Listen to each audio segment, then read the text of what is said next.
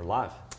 Hey there, Matt Clark here with Stefan from Project Life Mastery. So I'm up here, I flew up here to Vancouver from hometown of Austin, which most of you probably know, but flew up here to Vancouver because I have an exciting gift for Stefan based on a really cool accomplishment that he had recently. So I'll just go ahead and pull it out. As you can probably see, this is a giant check, but this is $50,000. So $50,000 we as a company, Amazing.com, have donated to a charity that Stefan chose called We Charity, and on behalf of him. And so we'll talk a little bit about kind of why we've done this, but first, I just want to say congratulations. Well, thank it's you. An awesome accomplishment. I appreciate it. This is amazing. Yep. So the way this all came about is a lot of you all, if you've been kind of following our social media, on our email list, that we just did a big release of Amazing Selling Machines. So it's actually the 8th one. This is our flagship program. Teaches you everything about selling on Amazon, how to build a business from start to finish.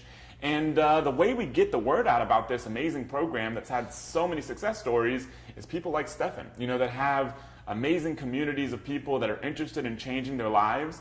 And so we held a contest for people that could refer the most people to Amazing Selling Machine. And Stefan won kind of by a landslide, absolutely dominated the competition. We had a lot of great people referring people. And so Stefan referred a lot of people through his YouTube channel and the other ways that he reaches people. And one of the prizes that you get was a $50,000 donation to the charity of your choice. And so Stefan won, so I kind of wanted to come here, make a personal visit up to Vancouver, and give him this check because it's an amazing thing for him. It's an amazing thing for us. It's an amazing thing especially for the charity. So first thing I'd like to do is kind of talk a little bit about what is this charity all about and kind of why did you choose this one? Yeah, no, this is amazing. I want to thank you so much just for taking the time to come all the way up here and everything. Really appreciate it. So we.org is an organization that I've been involved with for the last year or two. It actually was, they merged with another organization called Imagine One Day. And they're involved in a lot of different projects, but the part that I've been most passionate about has been education. And in the past, I've made donations and helped to build schools in parts of the world like Ethiopia, Kenya. In fact, I was just my girlfriend and I were just in Ethiopia for a trip there where we funded a school. We went for a school inauguration, and we actually got to see the school that they would go to school at beforehand and the new school. And for me, that's just been a personal thing because I know the power of education. You guys are about education as well, helping people change their lives through training and information. So that's made an impact in my life. A lot of these kids and people in this part of the world, they don't go to school. They don't know how to read, to write, speak English. And oftentimes they'll just kind of stay where they're at. They're not going to really progress unless they are empowered through education. And one of the biggest challenges that we have going to those communities is educating the families in the value of education, because in a lot of cases, these families, they work out in the farms, they have to go to the well to get water, and they don't understand why they would have their kids go to school when instead they could just have them work in the farm and support the family that way. So it's been it's just an amazing thing that I've been a part of, and that's. So how did you find out about it? How did you first get involved with them? Yeah, so I actually was involved. I've been involved in a few different groups, and I was looking at what is something that could be a bigger part of my mission. Not just because I'm passionate about self-development. I've got my YouTube, and I help people help people online in different ways. But I was thinking, I want to get behind something even bigger than that. And I've just been kind of looking for different organizations, different things that I could support. And I thought, the schools and education would be something that can make a significant difference in the world, is aligned with my values, my brand. I've also done fundraising campaigns on my YouTube to my followers and my social media to get other people involved and bringing awareness to those things too. So I thought it'd be something that other people can get involved in and support. And so did you kind of find them online? Or? Yeah, well, We's actually pretty big. They have something called We Day. I'm not sure if you heard of that before, but they actually do it in all LA, Vancouver. They have thousands and thousands, fill out stadiums and everything of things that they do. Yeah. So they're pretty big. And I actually was introduced to We through Imagine One Day, which was more of a local group here in Canada, and they would partner with different organizations and whatnot, and they're involved in Ethiopia. So they just so happened to merge with We. And just the last trip that we were actually there in Ethiopia, I got to really experience it and meet the We organization and spend time with them and work with them on setting up fundraising campaigns on the back end. And so they've been very generous in working with me and very supportive of what we do. So sweet, that's awesome. So what do you think this $50,000 will do? Do you have a sense of like what kind of impact that can have? I mean, like It's not a small amount of money, whether you're in North America, but especially if you're in kind of a country that's not doing so well economically. Like, what kind of impact do you think that'll have? Yeah, so this $50,000 is going to go towards funding 2 different schools. One is going to be in Ethiopia, and one is going to be in Kenya. If I were to show you, when I was there, I took all this video footage and stuff, but the schools that they currently have are literally a bunch of like twigs and sticks kind of like put together, and there's 30 kids that are literally kind of crammed into a space, maybe no bigger than what we're in here, and they'll be sitting on rocks and everything, and that's how they learn.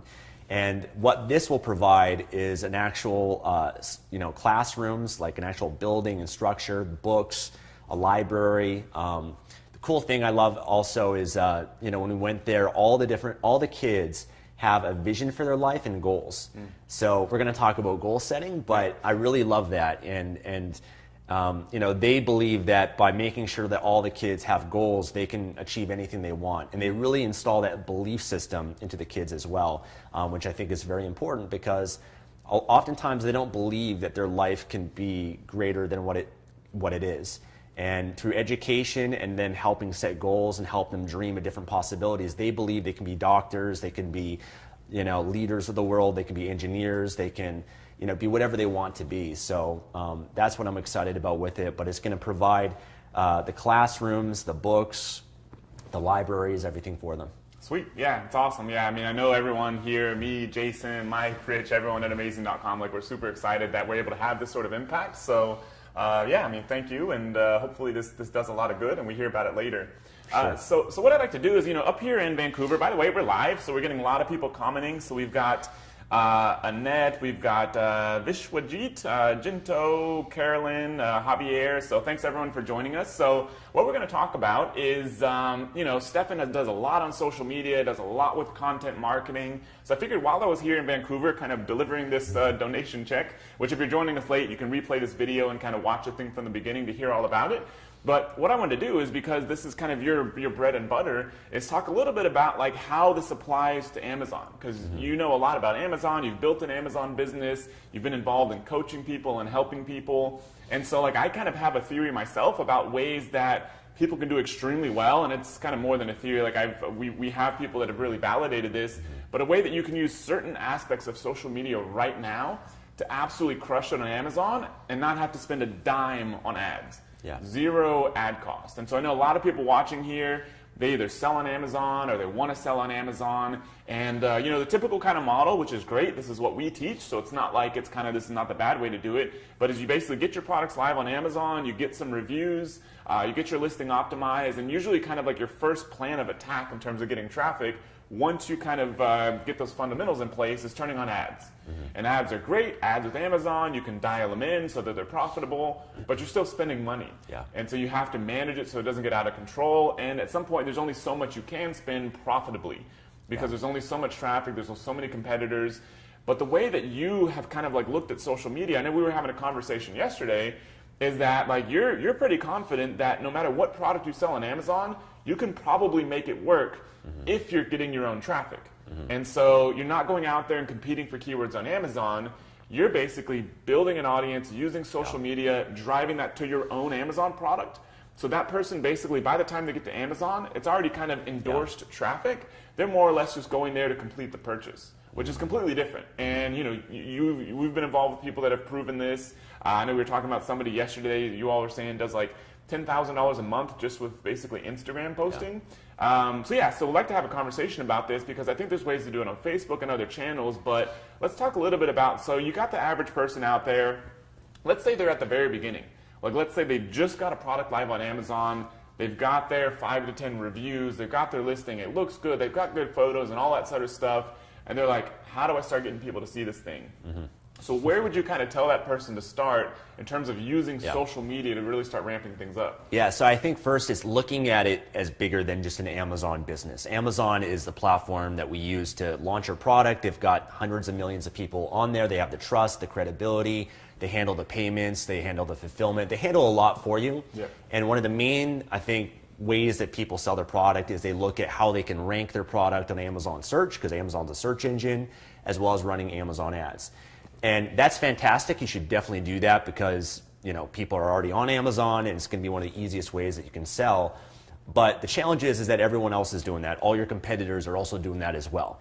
And it kind of becomes kind of a race to the top of the keyword, or who has more reviews, or customers are looking through comparing this product versus that product.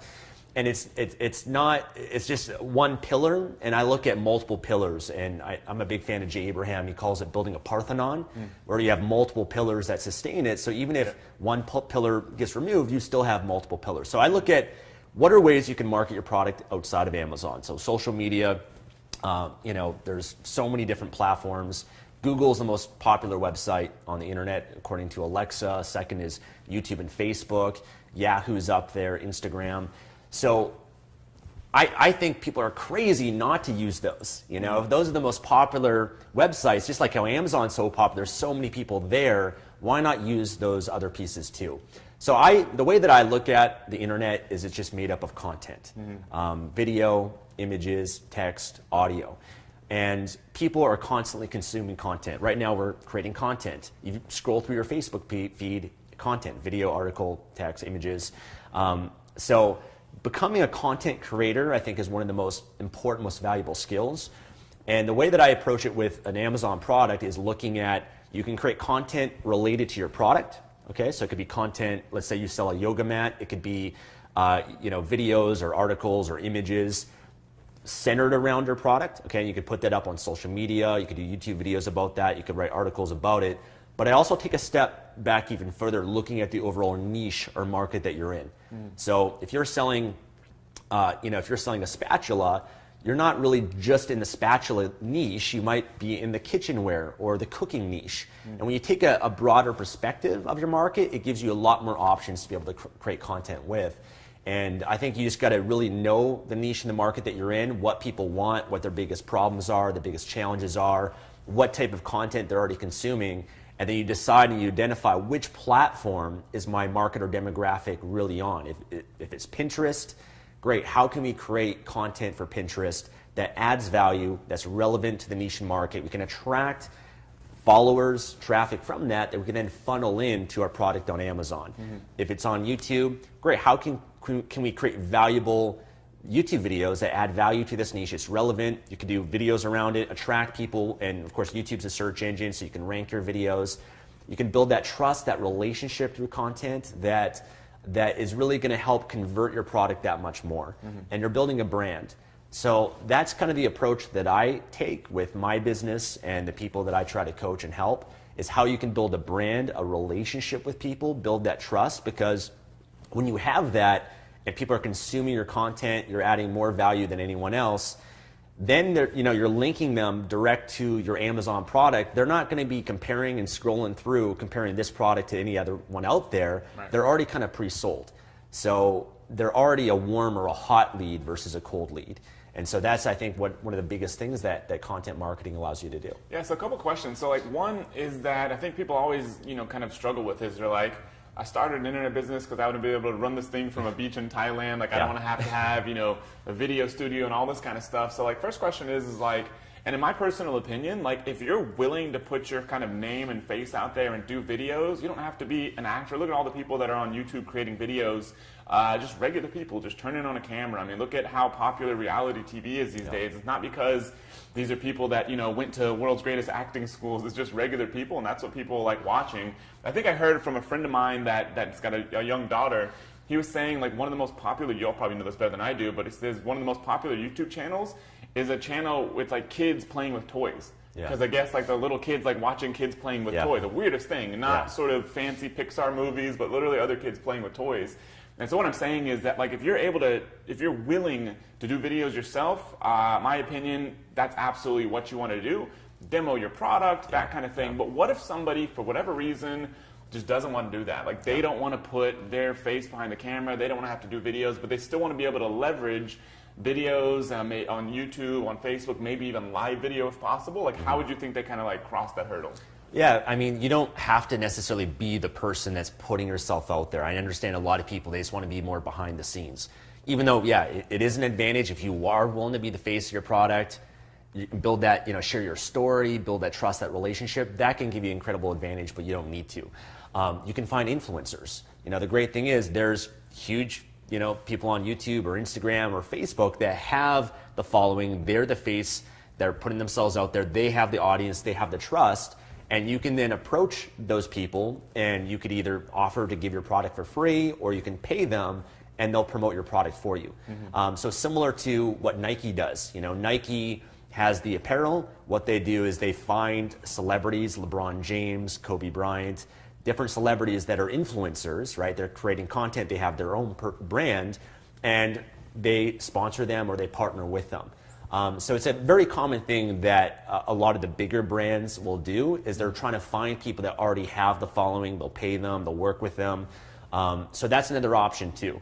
Of course, you could hire someone if you wanted to be the face of the product, but that costs money and a lot of people might not be in that position to. You could even sponsor podcasts out there. Let's say you've got some supplements that you sell or some sort of health or fitness line.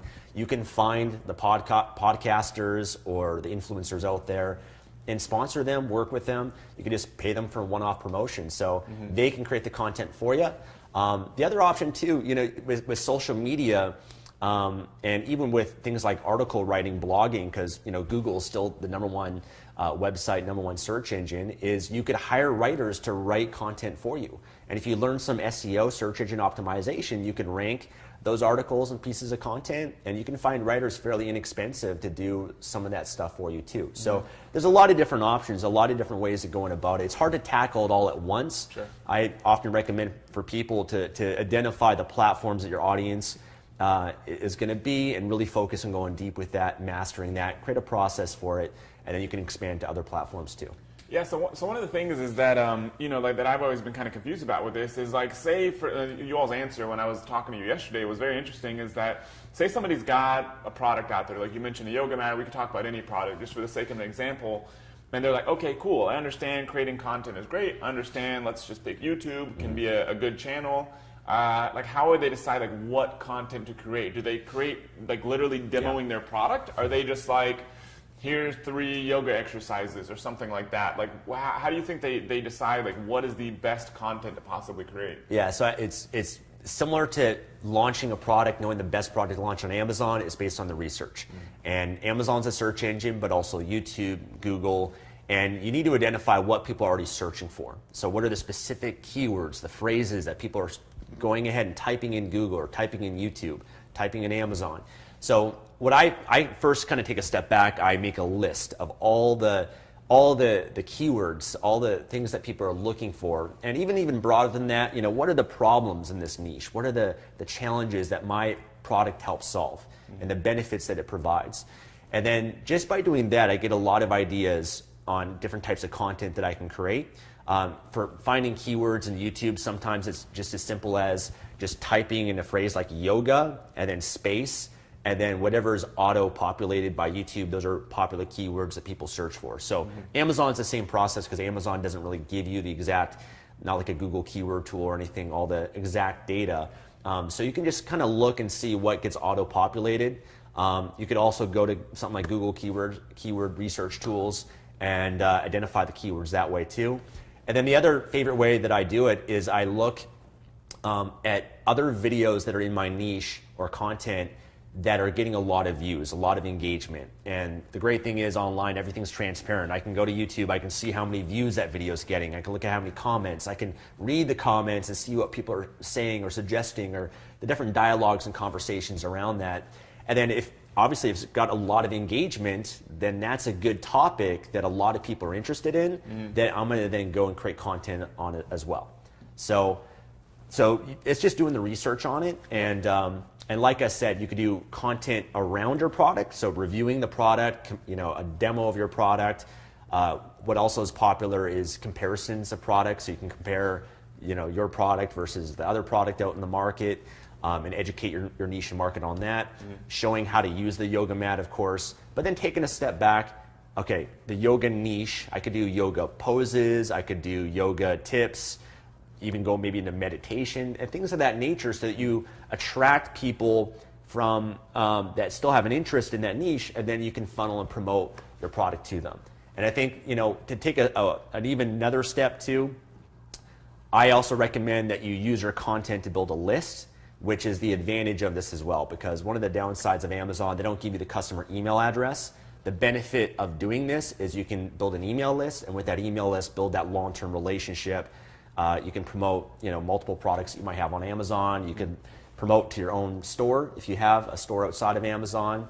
And there's more potential to build that long-term relationship with people too. Yeah, so you have a YouTube channel that has 400,000 subscribers and however many tens of millions of views or something like that. So what do you think, how did you get that channel that far? And what do you think, what do you think's changed now? What's the value of that now versus maybe 5-10 years ago? Yeah, so I first started more as actually a hobby. I didn't really approach it as a business initially, but when I did, I understood how keywords worked. So I just found certain keywords that people were searching for, and I created videos around that. And I'm primarily in the self-development online business niche. So I was able to create videos or just sharing my morning ritual, or sharing how to overcome this problem or challenge that I faced. And because I knew how to optimize it on YouTube with the title, the description, the keywords, and everything that YouTube looks for, I was able to rank well for that. And if the video was good, then it would get more traction on YouTube. It might go viral and benefit like that. So, of course, the landscape's changed throughout the years. It's more competitive, YouTube, Google, social media, but at the same time, it's so much bigger now too. And I think that the key is you just got to get started with it. Usually, just like with anything, it's very slow at the beginning. When I first started creating videos or writing articles on my blog, nobody consumed it. It was just kind of like I'm talking. Yeah, I'm just talking to myself. I'm trying to share it on my Facebook. Nobody cares. And once you get past that point, though, and you'll have certain pieces of content that do well just through the volume and the quantity of what you're doing and the consistency of that, that's when you get rewarded for it. And then once you kind of have that initial base of subscribers and followers, everything grows that much faster, because now every piece of content you put out will have views, will have engagement, and that kind of helps it push it up even further. So it is a long-term process. It's not like you just turn it on like you can with PPC, right. Or building organic traffic, building up your rankings of something is something that all the algorithms, there's no shortcut for. There's no loophole for that people can exploit. Google, YouTube, social media, Facebook, etc., they want to reward at the top of their searches whatever has the most quality and relevance to their audience, and rightly so. And so you have to make sure that you are adding value and you are creating quality content, because if you're creating low quality content, you don't deserve to be ranked at the top. So that's the beautiful thing about it, because it forces you to actually help people and add value, and if you do that, you'll get rewarded for it. Yeah, so one of the things I think super interesting is that taking everything that you're saying, but I think putting it on steroids, which is right now is with live video. Yeah. It's in the past, most of the videos out there on YouTube today, I was talking with somebody in Austin that has a fitness channel with 4 million subscribers, massive channel, and they do very, very, very little live stuff. It's they've built up all this infrastructure and these processes to do nice pre-recorded videos. They've got it really dialed in. And then live video became so popular. And so it's not just kind of whatever is the best wins on these big platforms like YouTube and Facebook, it's what they want to win. Yeah. And right now, for whatever reason, because they're all massive companies kind of competing with each other, is they understand the power of live video, so they're kind of rewarding that with more views, more engagement, more reach, because we've all probably heard the stuff about these channels is that you can put something out there and you have 400,000 subscribers. It doesn't mean you're going to reach all of them just because you have them. Same thing on Facebook with page likes and that kind of thing. And so I think one of the biggest opportunities right now for people that are selling, especially physical products, because they're easy to demonstrate with live. I mean, it's a physical thing that you can actually show versus maybe doing something on your computer or that kind of business or a service. So I mean, I think live video is huge. Like, have you seen, or what are your kind of thoughts around that, specifically for somebody who has like a physical products business? Like, how do you think they can use kind of live video to help grow their brands? Yeah, so you're absolutely right. Live video is the newest trend. And the thing with the internet too, the reason why it just kind of, set it and forget it doesn't really work is the internet's always growing and evolving. So you have to evolve with it. There's new trends, new technologies. Even with Amazon, it's always being updated. So you got to be on top of this type of stuff in your business. And the great thing is they've made it so easy. Like, now we just take our phone. And I remember, like, even years ago, it was just so much harder. There's so many barriers to do video. You had to have like a video editor and professional equipment. Whereas now it's like anybody can just go live from their phone, and they're making it so easy. They want it to be more raw and authentic. And I think a lot of people are held back. They think it has to be super high quality, professional. You need expensive equipment and stuff. You have to be a great speaker. There's a lot of things that hold people back that really shouldn't, and oftentimes the more raw and authentic, the more real it is.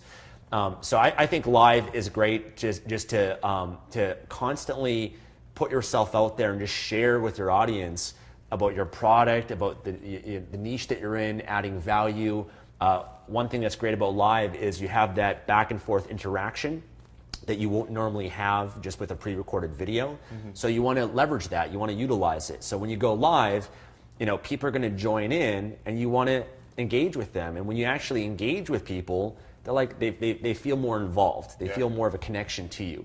So that's the biggest benefit that I see with live, is it gives you an opportunity to engage with your fans and followers, the people that love your product. I know many of you out there are already selling on Amazon. You've got a Facebook page already. You might have a couple hundred or even a couple thousand likes or followers, but you got to engage with them more than just posting a picture or a pre-recorded video, but actually get on there once in a while and say, and actually talk to them, ask them questions, and they're going to post in the chat, and you can go back and forth, and they can ask you questions. You can ask for feedback, what questions do you have about our product? How can I serve you more? I think just the biggest trend right now online is the more that you can engage with people, the better. That's the advantage that we have starting small versus these big corporations, because a lot of these big corporations, they're way up on the top floor. The customers are down here. There's no connection. People can't relate to that as much. Whereas, for you can take that time and respond to people and connect with them and really meet their needs at a much deeper level. Yeah, that's awesome. So, like, one thing I like to talk about, just like we'll probably wrap up on this section, but one thing I want to talk about is that we're sitting here at the beginning of the year. Like, you've done a lot of work. We were talking about this last night over dinner. Like, you've done a lot of work in goal setting, personal, business-wise. You talk about this kind of stuff on your channel. You've probably read all the books, been to all the seminars, looked at all the stuff, tried a lot of this stuff. And so I kind of want to talk about how people can get the most out of this year.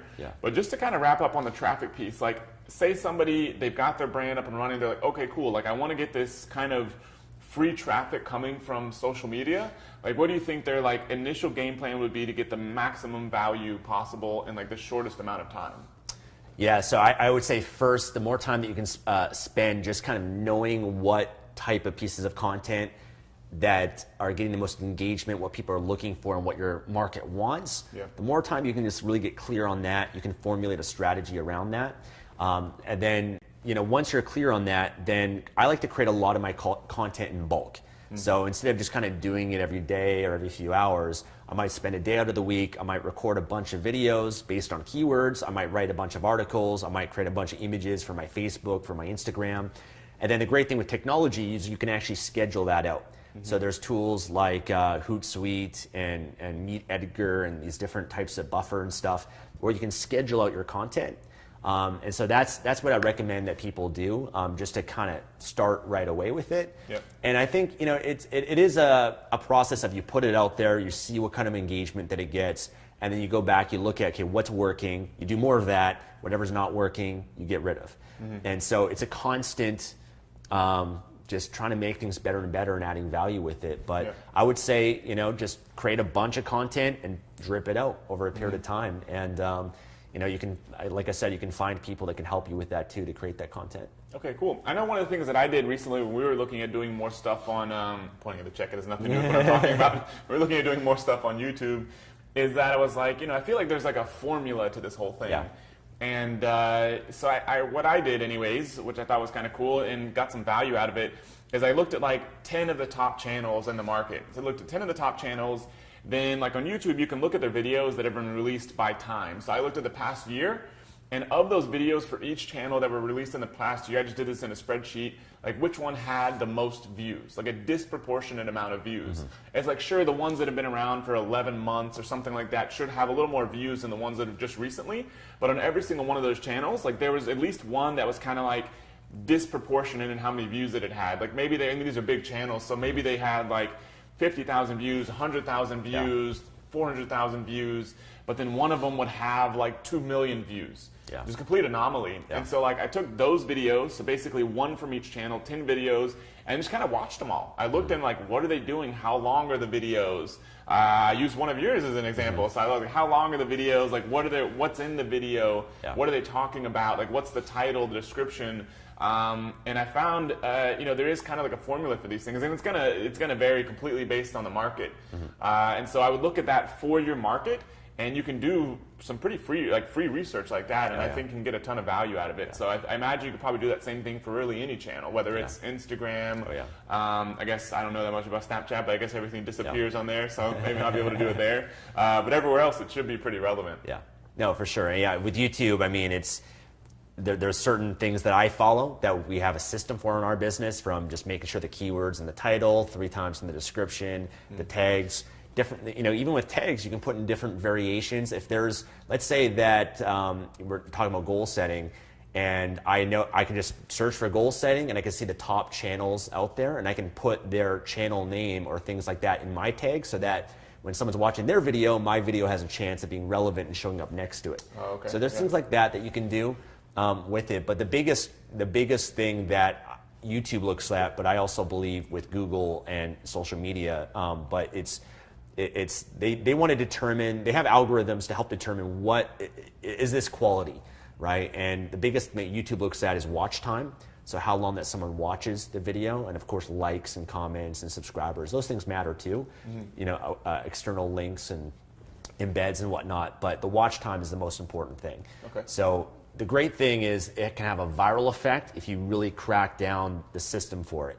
And once you identify that and you can create a piece of content that has that engagement, it can really take off. I've had a video got over 3 million views, and it's just because it's a quality video and it had so much engagement to it. So it's hard to always replicate that, of course, but once you kind of know and you have a general idea of what it takes to do that, you just follow that system for every piece of content that you create. Sweet. So getting a lot of engagement over here. We've got people, Andrea says, we can probably get to some of this in a little bit, but Andrea says, could you please give me a quick rundown on how to actually go live on Facebook? Answer's pretty simple. From your phone, I believe, unless you're going live on your personal, normally we've done it from the phone, and you just download the Facebook Pages app. You download the Facebook Pages app, and literally Facebook wants you to go live, so they make it pretty straightforward. So right from there, if you're going to post on your page, there's literally a button, I believe, that just says go live. Yep. And you press it twice and you are actually live, so be careful with the button. But yeah, you can go live that way. You can do it from the computer just about the same way. On your personal profile, you can do it in a group, you can do it in an event, I believe, for sure on a page. And so it's basically the same place where you go to post something on Facebook. There's a way to go live right there. We got let me see, I saw another one good in here. Janice says this is awesome, thank you. So thanks for having us. So next we want to talk about goals and how you're going to get the most value out of 2018. I think this will be a cool thing to talk about. Stefan and I are both super passionate about this. And so what I'd like to know is, just so we can check back here, is how many of you have goals for 2018? Do you have an idea of what you want to accomplish this year? If you do, go ahead and just comment here. We're live actually on Facebook and on YouTube. So comment on either one and just say, yes, I have goals. Or just like the post or like the video. Just say, yes, I have goals for 2018. Or no, I don't have them yet. I don't know where to start. I don't like goals. I don't want to do this. Whatever your kind of response is, let us know. Because I'm curious to kind of see where everyone is at with this. Let's talk about that for a second. Yeah. So, we're sitting here, very beginning of the year, first week of the year. This is when everyone's super motivated. They're done with all the holiday stuff. All that's wrapped up. And they're like, cool, I've got, maybe last year was great, and I want to make it better. Or maybe last year wasn't so good, and I want this year to be very good. And I kind of have a clean slate here, and they're ready to get the most value out of this year. And if they're sitting here watching this video, they likely either own a business or want to build a business. And likely have personal goals too. And so based on everything you've learned and researched, what do you think it takes to really get value out of a year? Whether it's in your personal life, your business life, like how do you structure things? Like what do you do to make sure that at the end of the year, at the end of 2018, you're like, yes, like this was an awesome year. I accomplished a lot. I did a lot.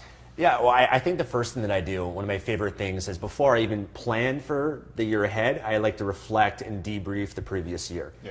So I have a process that I go through. I look at all the wins, all the successes, all the accomplishments, all the things that went really well, because I believe in that if you just take that in, it's going to give you so much confidence. It's going to help you build momentum that you can then carry forward with you.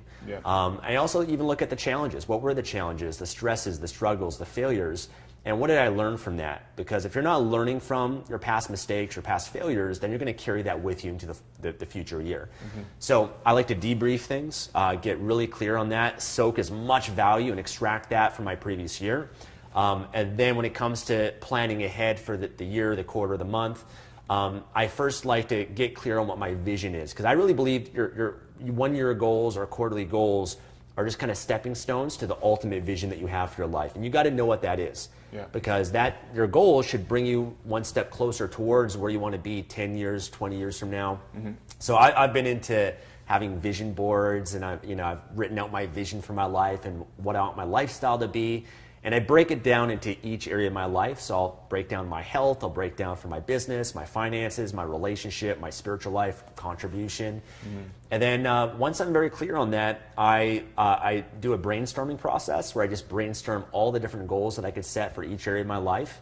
And of course, I'm not going to do them all. And I try to narrow that down on what's most important, what are the things I'm most excited for each area of my life. So I plan out the year making sure that I have that balance going in, because I think a lot of people, they just look at goals and often it's just, okay, well, I just want to make more money or I want to lose weight, but it's not really specific. It's not clear. They don't have a plan for it. There's a lot of things they don't really set up in order to ensure that they're actually going to follow through and achieve that. So I think you just got to spend that time really planning it out. Plan out exactly what you want, specific. I follow the SMART acronym. I'm not sure if you know what that is. What stands for specific, measurable, attainable or achievable, realistic, and having a timeline. So I try to make sure that each of my goals have that, and then I've got a system to follow up, whether it's every week or every month, to make sure that I'm on track, to make sure I'm still making progress towards it, and if I'm not, can I make the necessary adjustments?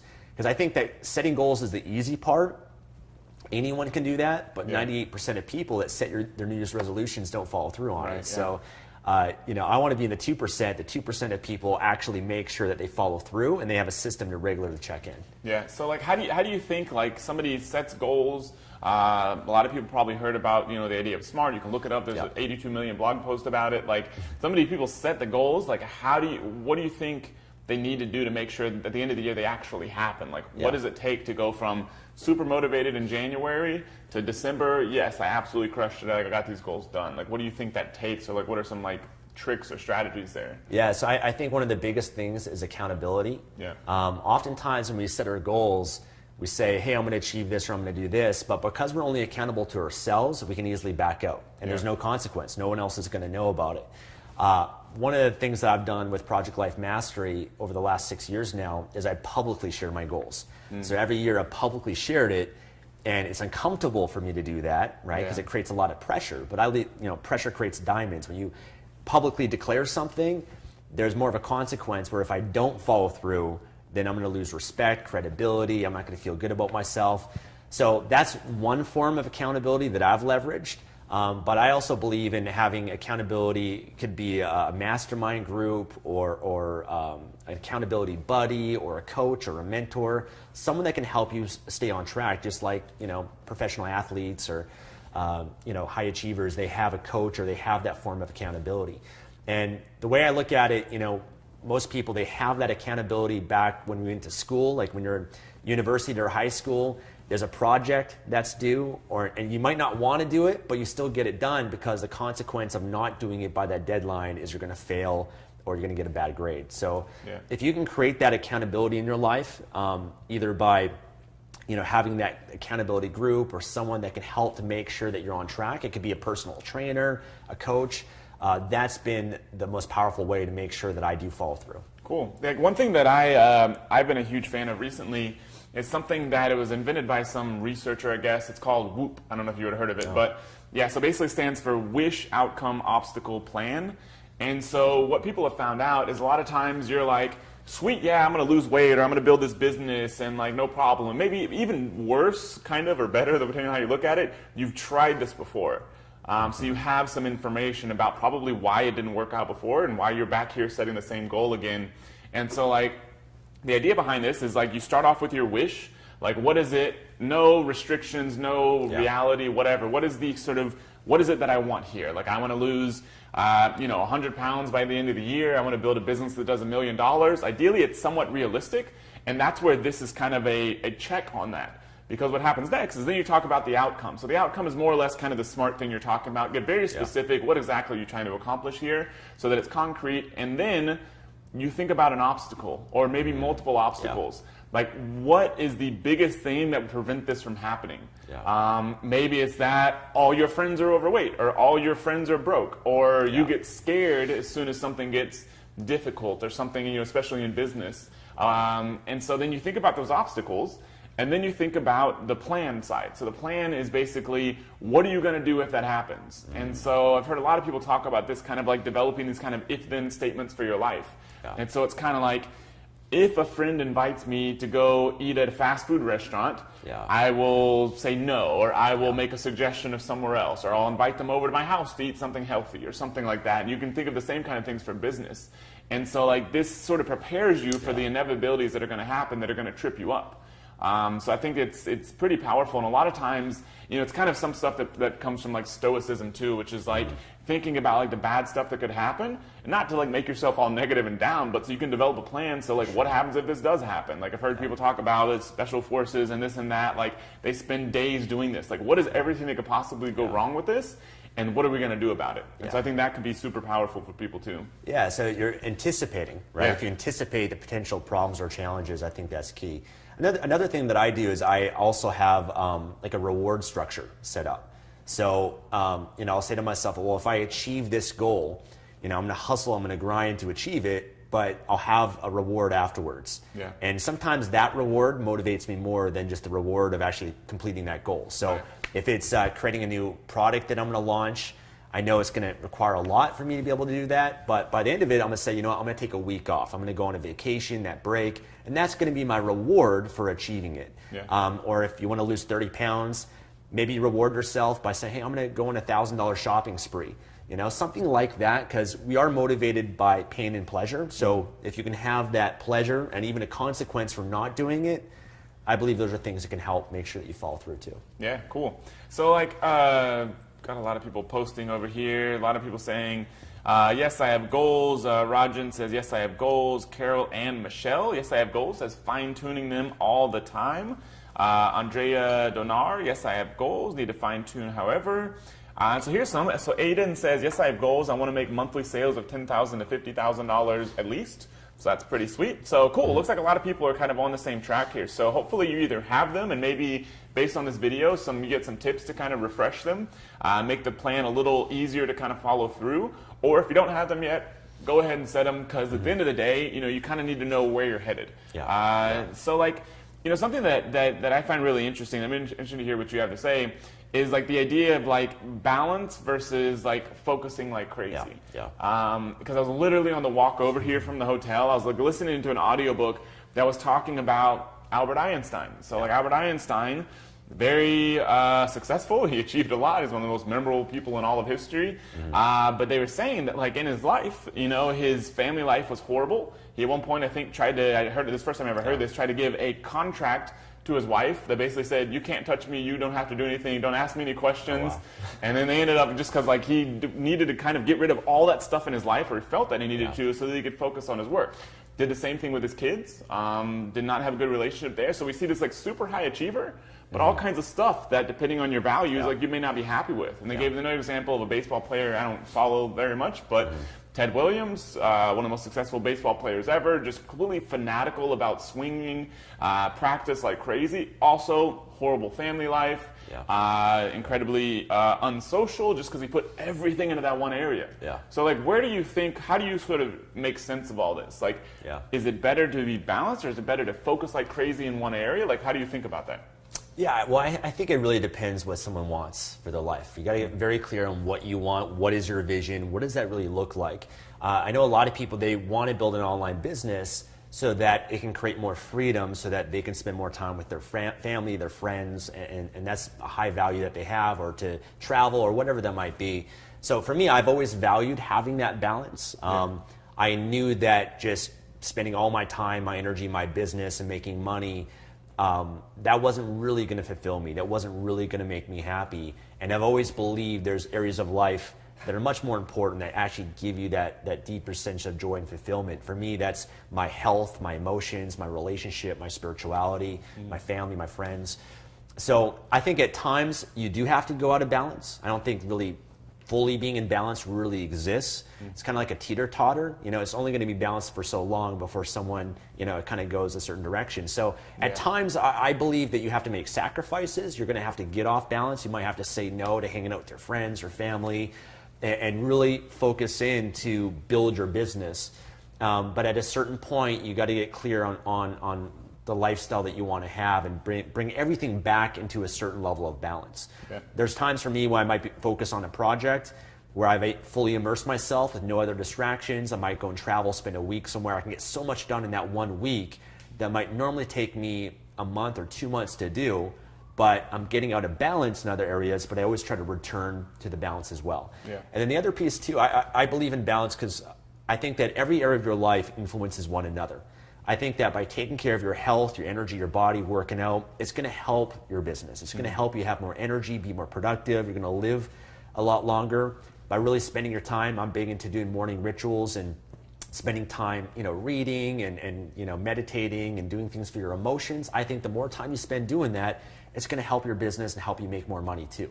I think that by having a really great relationship, that also is going to help your business and help your success as well. So I think they all kind of work together and can help, just like how money can also help your health. It can help your emotions. It can help you travel more, invest more, spend more time with loved ones.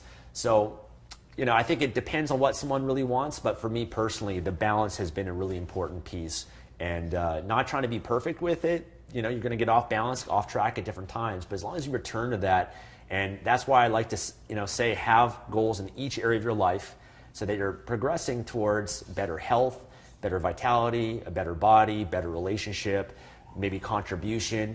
And that way you still make sure that you're maintaining or at least growing every area of your life. Yeah, that's cool. Yeah, I tend to agree. I think like an important kind of like distinction to add on top of that is like, okay, you want to achieve these things in your life, you want to have a good balanced life, or maybe you just want to go all in on one certain project, and that's fine if that's kind of what you want to do and you're willing to sacrifice kind of everything else. Some people are, no problem, do whatever you want. There's no rules to this sort of life thing. But like whether it's balance or that, it's like I think it's incredibly important to like not waste time. I think people waste a hell of a lot of time. Like watching movies. I like watching movies just as much as anybody else. But I think the average statistics are something like people watch like something crazy. I don't even remember, 20, 40 hours of TV a week or something crazy.